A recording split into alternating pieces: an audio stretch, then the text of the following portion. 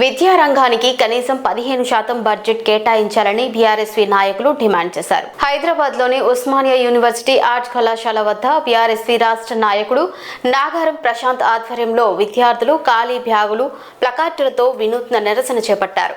ఈ సందర్భంగా నాగారం ప్రశాంత్ మాట్లాడుతూ రాష్ట్ర ప్రభుత్వం విద్యారంగానికి ప్రాధాన్యత ఇవ్వాలని, ఎన్నికల సమయంలో కాంగ్రెస్ పార్టీ ఇచ్చిన హామీలను అమలు చేయాలని డిమాండ్ చేశారు. యువ వికాసం పథకం కింద ప్రతి విద్యార్థికి 5 లక్షలు ఇస్తామని చెప్పినా ఇప్పటి వరకు అమలు కాలేదని విమర్శించారు. విద్యార్థినీలకు స్కూటీలు ఇస్తామని చెప్పి ఓట్లు సాధించిన ప్రభుత్వం అధికారంలోకి వచ్చిన తర్వాత హామీలను విస్మరించిందని ఆరోపించారు. 2.5 సంవత్సరాలు గడిచిన విద్యార్థులకు ఎలాంటి ప్రయోజనం కలగలేదని మండిపడ్డారు. మీడియా మిత్రులకు నమస్కారం.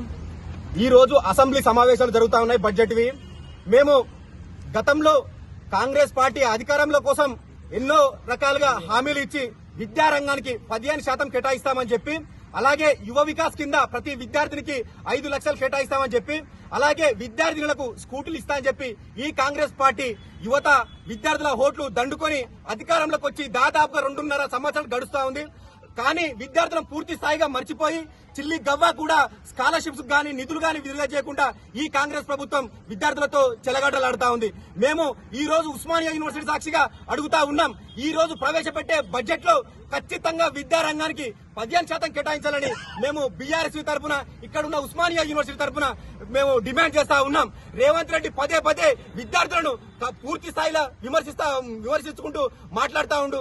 అదే విధంగా పూర్తి స్థాయిలో విద్యార్థులను గాలికి వదిలేసిండు. మేము ఉస్మానియా యూనివర్సిటీ తరపు నుంచి రేవంత్ రెడ్డి గారికి ఒకటే హెచ్చరిస్తా ఉన్నాం. ఈ బడ్జెట్ లో మొదటి ప్రాధాన్యతగా విద్యారంగానికి కేటాయించాలని మేము డిమాండ్ చేస్తా ఉన్నాం. లేని పక్షంలో అన్ని విద్యార్థి సంఘాలను కలుపుకొని ఈ రానున్న 29లో కూడా రేవంత్ రెడ్డి అసెంబ్లీ సాక్షిగా కానీ ఎక్కడ కలిసినా నేను 10 సంవత్సరాలు ఉంటా, 29లో కూడా మాదే అధికారం అని తెలియజేస్తా ఉండు. మేము ఉస్మానియా యూనివర్సిటీ సాక్షిగా తెలియజేస్తా ఉన్నాం.